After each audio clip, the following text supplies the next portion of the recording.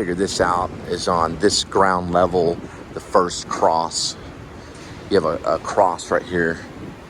It's a walk cross. So your first level, as you're coming off here west, you got a walk cross right here. So this big thing, boom, right over that way.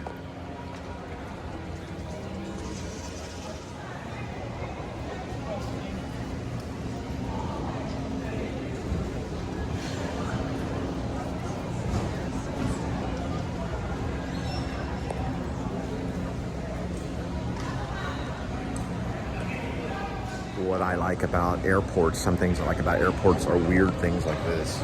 It's a giant wishbone right here. Look at this. A wishbone. I got a photo of it right here. Another thing that's cool about airports is sometimes they have print work, like photography print work. This looks like it's in tile. So they're little tiny little pieces of tile right here, which is pretty cool. This is what they call Terminal D right here. It's a pretty cool terminal. Also, just to let you know, they do have family stuff on some of these terminals. They have basically family rooms. They also have a thing called a mini hotel, or it's called a micro hotel. This is a Grand Hyatt, which is a real hotel. I think it goes down this way right here, the part of it. But they have micro. May I have your attention, please? Passenger Mickey Wu. Please meet Chris Willis at E14. They have a micro hotel in some of the terminals, and you pay by the hour, and you can wait there if you miss a flight. This is the Grand Hotel, or Grand Hyatt.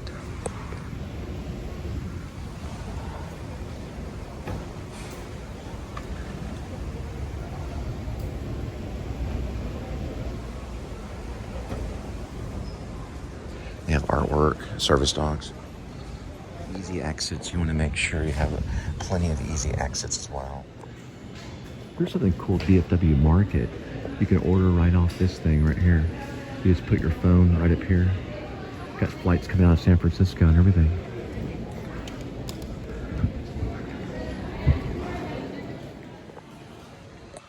Hello, this is Dallas Mayor Eric Johnston. I want to invite you to visit the city of Dallas.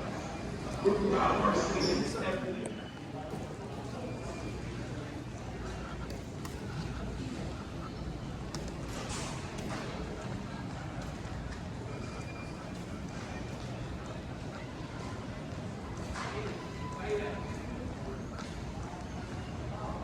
Hello, this is Dallas Mayor Eric Johnston. I want to invite you to visit the city of Dallas.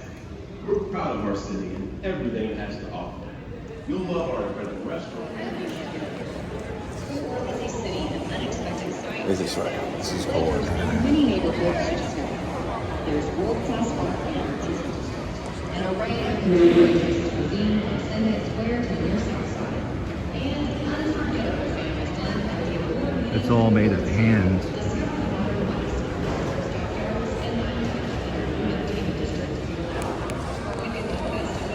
Guess I could call this a... Oh, it has a name. Anitra Blayton did it. She was born in 1954. She did this. It's called Standing Ovation. It was 2005. It's a cast bronze. It's mixed to acrylic and terracotta. She has a statement about it right here.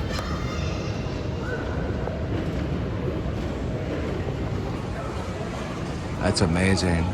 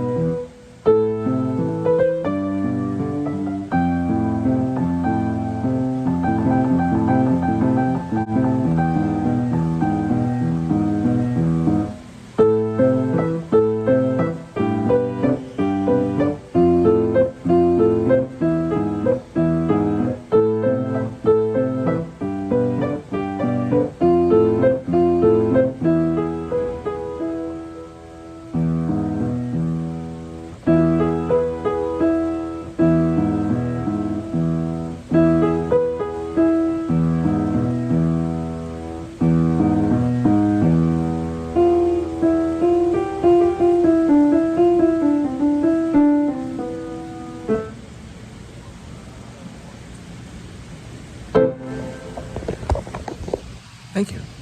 It's a cool place. It's a Sherman Clay. Never played a Sherman Clay before. It looks very, very interesting. It's not a Steinway, but that's what it looks like. I stayed here as a young child, probably junior high. Me and my friend named Sean. We got one of these rooms. We played Ghost and Goblins all night long. He lives in Sean lives in Oregon now. He's a craftsmaker. He makes silver He's a smith, like a blacksmith is what he does. But he does it for head shops and things like that. Oregon has a really big head shop scene. But anyway, we were in one of these rooms or something of that nature, some hotel like this, and we stayed all night playing Dungeons and Dragons until we finally beat the game. And it took a long time. And that's all we did. We stayed in the hotel room the entire time. Played Nintendo. It's like in junior high. It's like 1980s kind of thing. This is the last part of the evening. I'm here at the Great Embassy Suites, which is a classic hotel. Look at the lobby. Anyway, waiting for one last little thing on DFW Horizon. Oh, there you are. You're over there. And then we'll go back and see Edmund, the cat, also known as Edmund Tuxedo Cassavetes. We're on our way to get back there to feed him. I think I probably need to stop by and get him some more cat food.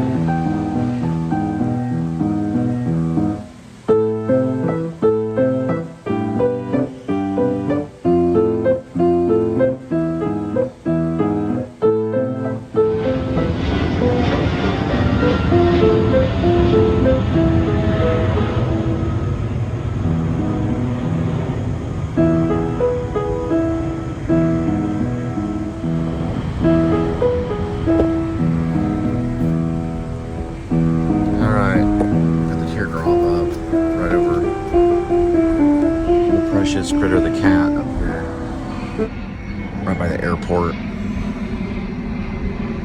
So we're gonna be headed back.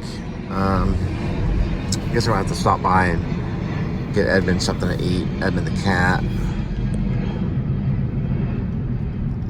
trying to think if it's too late though. 11 o'clock, like everything closed. No, that's right. So I remember now. They have a 24-hour place. I know. It's basically a drugstore. It's the only 24-hour place I know in Fort Worth right now because of COVID. Corona pretty much stompled all the 24-hour fitness. They stompled all the 24-hour Walmarts. Everything no longer went 24-hour. They closed at 11 eventually. It was earlier than that when it was on curfew. But now it's starting to come back. So drugstores are starting to do 24-hour. I don't know about Irving. I'm sure there's a couple. But I'm leaving Irving and I'll be headed back to Fort Worth. And we're gonna... I looked at WAG. So WAG's a dog walking app because I'm still doing the gig thing. But I was only able to show interest in it. So I was able to hit tap, give them my name and tap the interest in it and say, okay, well, see what happens. I have used them before and they did employ me, but I was so busy with Uber at the time, I was never really able to go to lift off with it. But they didn't recognize my email, so that was good. So I was able to put in my email. And there's another one called Rover, which is also a dog walking app. And like some of these people are doing pretty good on it. And I've considered it. Now they do a GPS tracking thing. It's weird. I just noticed because of the heat, I can tell the tires on this thing. Sorry about that. I noticed they do a GPS tracking thing. So what that means is that if you work for WAG or Rover, they can tell if you don't walk the dog and use your car to try to pull the GPS tracking thing. So I've read about it, and some people will tie the dogs up on the porch, and then they'll just drive around in their car really slow to try to fool them that they really want their dogs walked. So I do play. Look, so I'm exercising. I do 7 miles a day, or 6.5 miles to 6 miles a day, and jogging. So I do plan to walk the dogs if I get a chance to. And one thing that you do is when you finish walking the dogs, you put a bandana around their neck that says Rover or WAG, depending on the company. And then you send a photo of the customer saying the dog has been walked. They also do dog sitting, and you can use Apple Pay if you want your dog to be walked, or if you want someone to sit your dog. And they do this thing with keys. And then you have to take a test. Remember, I did this before. You take a test on different chains for walking dogs. Like you have the, I think they call it a choke chain collar. And there's various chains that the dog's, like a harnessed, you have a dog harnessed, and there's different like loop chain things, or there's a loop leash and all this weird stuff. Anyway, you have to know all this stuff. You have to be educated in walking dogs and the leashes. So they want you to know about the leashes and what kind of leash that their dog would use. And I don't know if you have to get your own leashes or if they provide leashes, but they do provide like this key box thing. So when you show up to their house, you can get their key and get in and get their dog and go inside and maybe get some crackers and some cheese and some wine. No, I'm joking. But they let you in, and then you can walk the dog. And then the GPS tracker shows it. Then you take photos of the dog. The dog gets to walk and do his pee-pee and his poo-poo. And then you put the dog back up, and then you get paid. So I know New York is crazy about it. I know New York is crazy about wag. You got to wag the dog before the dog wags you. And I know that the Rover is great. So I'm going to check it out, see if I can get back into that game. I'm done with Uber. I'm done with Grubhub. I'm done with DoorDash. I'm done with Postmates. If I wanted to do any of those things, I'd have to get a new phone line. And I could pull it and get a new phone line and see if they'd catch it. I could start back over with a new email and a phone line probably. I don't think they would really be able to catch it. They might through the social. So it may not be worth it. It could be for a while. If I get a phone line for Linda, let's say, I could try it on one of those and see if it would allow me to go on Uber. Like if I got an extra phone for Linda. That's what I did one time with Angel with Lyft. And see if they recognize it. And then if they don't, I think the social, they may not. They may only look at the phone number and the email, because they may not be able to look at the social, because that social security number is still private information, even if you're a business. I don't know how long they can keep a social on file. I'd have to find out the legal issues on that, because businesses may not be able to keep your social security number on file for very long, because that's a lack of privacy. But they would be able to keep your phone number on file as well as your email. Now we're going to talk about cops. You know how I talk about police officers, and that's part of the show too sometimes. So I've noticed when I was assaulted, they say it was citizen's arrest. It's debatable how long that's going to go into effect. I think my back may have been injured because the middle of my back is very sore. It's like the upper middle. If it was a citizen's arrest, it's fine. It's a citizen's arrest, but it's still assault. If it was a citizen's arrest, if a police officer would have done that to me in my vehicle, that police officer would have went to jail. Okay? A police officer cannot treat anyone like that. And if it's citizen's arrest, if they don't know how to do it, then don't do it. You have this $20 back here. Here's your $20. Here, go. Now, here's your 20 years in prison for assault. You know what I mean? I don't know the outcome of it. I would think that guy's in jail. That's my assumption, because I went back to that sandwich shop to talk to him. They took photos of me and stuff to make sure, and this was of my injuries. They had me point at my injuries. It's like, where does it hurt? And I pointed at my side. My side hurt horribly because he had me pinned right here. A police officer knows not to do those kinds of things. He could break someone's back or break the rib, which he almost did. Okay. So he's going to pay. If he doesn't pay legally, he's going to pay. God's going to make him pay. You can't do that to people. That's really bad. That's going above and beyond bad. But what I want to say is that a cop in a situation like that, he's going to get information from you, okay? Whether you're attacking or you get attacked. You see what I'm saying? If it's a citizen's arrest, he's going to get information from you. And if you're being citizens arrested, okay, for legal reasons, whatever. Remember, Jesus Christ was crucified for legal reasons. He was put on a cross by law. Jews were killed in 1940 by law. So you go up to a Jew and just shoot him right in the head in the 1940s in Germany. That was perfectly legal, okay? You see what I'm saying? I'm trying to educate people. Okay, let's move on from that. I'm just trying to tell you about law. Meaning, and in Germany in the 1940s, if you're a Jewish person, you're an enemy of the state, and it was illegal to kill you. That's wrong, but that was law. That's an example of wrong law. So all our laws are not just and everything. We know that because of what's happened with George Floyd. We know that there's problems in our country. We know that there's corruption. And when a law kills people or it leads to killing people, then it's wrong, okay? The law can go too far, okay? The law can go too far, okay? We know that. And purification is not in law. Purification's in Christ. You cannot purify yourself in law. That's what Apostle Paul came back to say. I talk about the Jews sometimes and stuff like that because Apostle Paul was Jew and he was also from the tribe of Benjamin. Okay, let's move on. The cop will eventually ask you some questions. Okay, they're going to get all your, legal, all your certificate information and all the stuff that they need to get that you understand. But now police officers do more than that. They ask you for a phone number and they ask you for an email. And I want to know why. I want to investigate exactly why a police officer asks you for your phone number. Okay? Because when they ask me for my phone number, they say, well, we're not going to call you. We're not going to email you. Okay? And there is a line between church and state, but there also should be a line between your privacy and what the state should know about you. Does a police officer have the right to ask you your phone number, which is what they do, the first thing they do?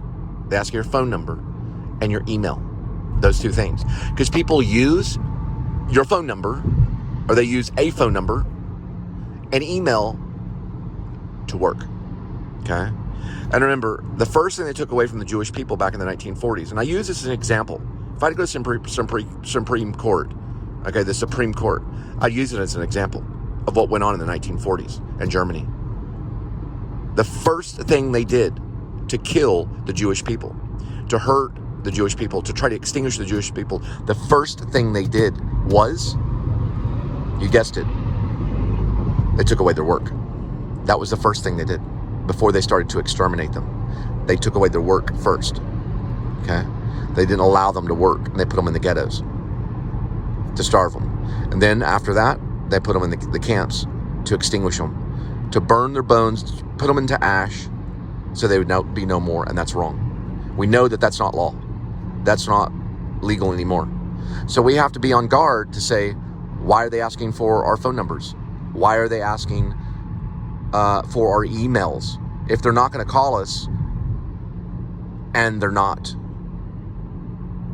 going to email us, cops are going to get sued. Okay? Police department's going to get sued. We have to show force and say, listen, y'all have gone beyond the boundary of the line. Right? There's a line, and then go beyond it. There's a good documentary out there. Go see it. It's called The Thin Blue Line. It's about police officers. I do not want to be a police officer, but my best friend did, and he died in the Sunni Triangle. He never made it back, and he ended up hitting a cop in Florida because a cop was at the bar, a police officer was at the bar, and insulted his mother. And his mother died a pretty horrible death, and he punched the guy, and he didn't know it was a cop. That cop pressed charges against him and prevented him from ever being a police officer. So he ended up being a fireman. Okay, we gotta stop here. He ended up being a fireman instead, and then he went over to the Sunni Triangle again, which he was a soldier, and then he died a soldier. So anyway, he was also a Jewish guy too. He was thinking about converting to Christianity, but he and he was one of my best friends too. So these are things that we want to be on guard and say, why are they asking for phone numbers? Why are they asking for emails? What's going on here? What's going on here? Let's take a check break, okay? Well, let's limit what damage they can do to a citizen over something stupid, all right? Now, also another thing, too, I want to say, whenever I was stopped on a traffic ticket, it was for a school zone, there was no phone number asked from me, and there was no email asked. So some cops may be trying to get some information that they don't need to get, okay? Like, what's a phone number? What's an email? Why are you asking that? For what purpose? Do something like that, All right.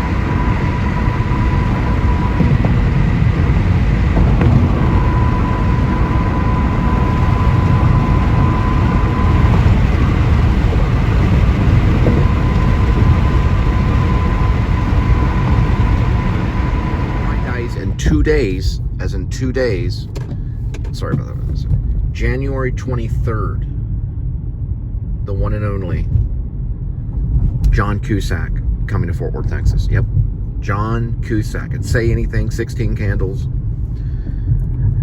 I liked him in Max. He's been in a lot of different stuff. Great actor. He also played one of the Beach Boys. Just really serious actor, you know. He's coming to Will Rogers, which is right over here. Now he's going to show 16 Candles in Fort Worth. Then he's going to, you know, probably drive over to Dallas the next night. And that night he's going to show Say Anything somewhere in Dallas, probably the Majestic or something like that. But he's going to Will Rogers, and it'll be June 23rd. I may go just to be in the parking lot and do a little story on it. I'm not going to be able to do right now. It's just, no, there's no way I'd be able to see it. I'd love, you know, there's so many concerts and things I've missed because of finance.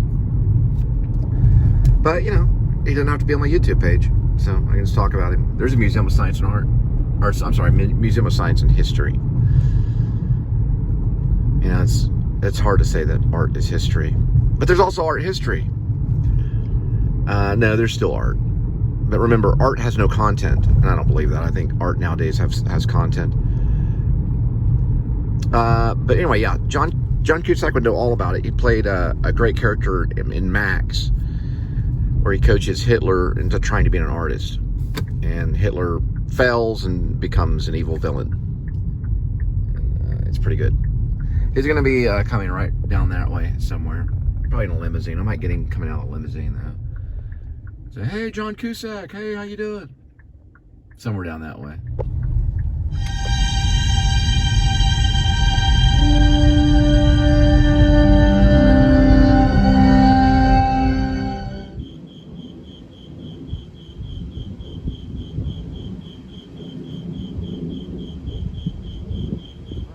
All right. You got cat food. Don't worry. All right.